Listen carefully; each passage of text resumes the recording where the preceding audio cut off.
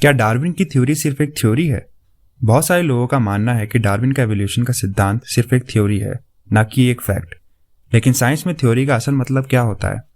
आमतौर पर इस्तेमाल की जाने वाली भाषा में थ्योरी का मतलब कोई रैंडम आइडिया या गेस होता है, लेकिन साइंस में थ्योरी किसी भी तरह के फैक्ट्स को समझने में मदद करने वाली एविडेंस बेस्ड एक्सप्लेनेशन होती है। साइंस के लिए पहले फैक्ट्स, फिर लॉ और सबसे इंपॉर्टेंट थ्योरीज होती है। जैसे हवा में फेंकी गई किसी भी चीज का नीचे गिरना एक फैक्ट है।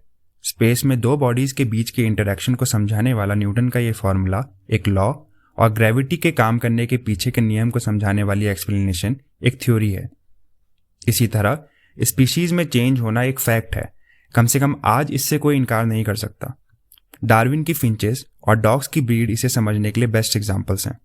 और स्पीशीज में होने वाले चेंज के क्यों और कैसे सवालों का डार्विन की एवोल्यूशन की थ्योरी, नेचुरल सिलेक्शन, वेरिएशन और टाइम की मदद से सबसे पहला और सबसे सॉलिड जवाब देती है।